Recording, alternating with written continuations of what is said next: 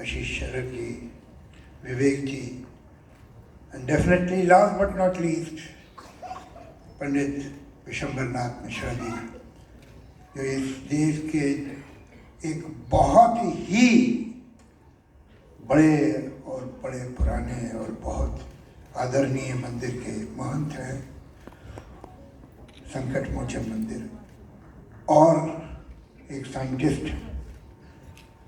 ये साइंस पढ़ाते हैं लोगों को। ये है हिंदुस्तान का कॉम्बिनेशन, स्पिरिचुअलिज्म और साइंस। ऐसे लोग अगर और हो जाएं तो हमारा कल्याण हो जाएगा।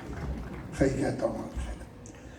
मैंने जो लिस्ट देखी इससे पहले किन किन लोगों को अवार्ड दिया गया है, तो मुझे ऐसा लगा कि इस साल इन्हें क्या हो गया है, ये ऐसा क्यों कर रहे हैं। ये तो बहुत बड़े बड़े लोग हैं, मैं तो उतना नहीं हूँ। ये आप लोग का प्यार है, मोहब्बत है कि आपने ऐसा समझा। लेकिन अब यहाँ आया हूँ तो धन्यवाद, आपने जो इज्जत दी है, कोशिश करूँगा उस काबिल हो जाऊँ। अभी तो नहीं हूँ, मगर ये जो आज हो रहा है और जो मैंने अभी देखा यहाँ, वो बहुत, उसका इम्पोर्टेंस क्या है वो हम ज़रा कम समझ रहे हैं। देखिए, ऐसा नहीं है 47 से लेकर अब तक देश ने बहुत तरक्की की है, अभी भी कर रहा है, हर साल कर रहा है। हम शिकायतें तो करते रहते हैं, हमेशा रोते रहते हैं, ये नहीं हुआ वो नहीं हुआ, लेकिन जो हुआ है वो कोई मामूली बात नहीं है। मुझे अपना बचपन याद है, हमारे घर में एक मर्फी रेडियो था और एक ऊषा का फ़ैन था। ये हमारे पास सामान था, जो मशीन थी।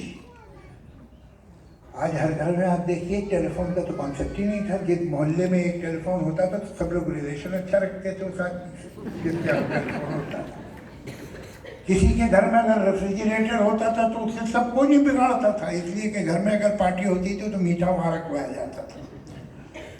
कहाँ से कहाँ तक हम आए हैं। आज देखिए, मिडिल क्लास में, मेरे बचपन में तो कार का कॉन्सेप्ट ही नहीं था। जैसे आज मिडिल क्लास प्राइवेट प्लेन नहीं सोचेगा, वैसे ही मिडिल क्लास कार नहीं सोचता। अब पूरा तांगा ले लिया तो वही बहुत बड़ी बात, वो भी एरिस्टोक्रेसी थी। लेकिन इस होड़ में हमारी जो खासतौर से अर्बन मिडिल क्लास है, जितनी इतनी तरक्की की है कोई आज नहीं है उसकी, और आज भी कर रही है। इस होड़ में कुछ सामान, जो ये गरीबी ट्रेन जा रही थी इसे पकड़ने में, कुछ सामान हमारा स्टेशन पे रह गया।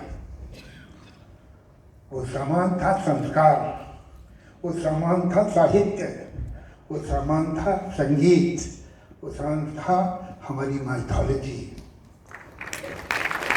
वो हम कहाँ छोड़ा, वो हम प्लेटफॉर्म पर रख के पैसे वाली गाड़ी पकड़ ली हमने।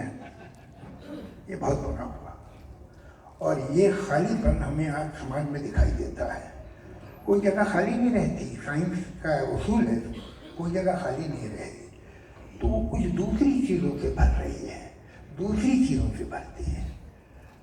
स्पेशलाइजेशन जरूर आ गया है, एक आदमी मैकेनिकल इंजीनियर हो गया, एक आदमी डॉक्टर हो गया, कोई आदमी ने इकोनॉमिक्स पढ़ी है, इसमें सोशियोलॉजी, मगर जो भी उसका काम है उसके बाद एक नीचे एकदम फॉल, पहाड़ी सीधी नीचे आती है, आगे कुछ नहीं मालूम, सिर्फ अपना काम मालूम है। लेकिन कुछ चीज़ें तो हमें पता होनी चाहिए, हमें अपनी माइथोलॉजी, हमें अपनी ट्रेडिशन, अपने संस्कार, रीत रिवाज, ये तो पता होनी चाहिए। अपनी भाषा, आपको एक बड़ी अजीब बात बताऊं, क्योंकि भाषा तो मेरा सब्जेक्ट है, मैं थोड़ा ज़्यादा जानता हूँ उसके बारे में, क्योंकि वही काम है। आज अगर कोई बच्चा 25 साल का, 20 साल का, 22 साल का लड़का या लड़की, वो अपनी मातृभाषा ठीक बोल लेता है, वो चाहे हिंदी हो, मराठी हो, गुजराती हो, तमिल हो, उर्दू हो, बंगाली हो, जो भी, अगर वो अपनी भाषा सही बोलता है तो लोग सोचेंगे कि ये किसी छोटे घराने का है, इसकी परवरिश अच्छी नहीं हुई है। ये खराबी है कि आप अपनी मातृभाषा सही बोल लेते हो, इसके मतलब ये है कि आपका बैकग्राउंड ठीक नहीं है, कुछ बड़े आदमी नहीं हैं आप। बड़े होने का तो मतलब है कि आपको अपनी भाषा नहीं करनी चाहिए, बोले भी तो गलत बोले, तब लगता है कि इसका पालन पोषण सही हुआ। ये हमारी वैल्यूज हो गई। संगीत तो जाने ही दीजिए, वो तो ऐसा लगता है कि हिंदुस्तान का क्लासिकल संगीत जो है वो तो कोई था 2000 साल पहले की बात, अभी क्या कर रहे हो बात। और वो संगीत की जगह है हर इंसान की जिंदगी में, इसलिए कि वो तो उसके ब्लड में है, तो कहीं और से भर रहा है, हमें अपनी चीज़ें ध्यान नहीं रहा है। बहुत खराब बात है, बहुत बुरी बात। यही तो हमारी जड़ें हैं, हमारी माइथोलॉजी, हमारा संगीत, हमारी भाषा, यही तो जड़ें हैं। और क्या जड़ें हैं? आप अपनी ज़मीन से कनेक्टेड कैसे हैं? इन्हीं चीज़ों से होते, और कैसे होंगे?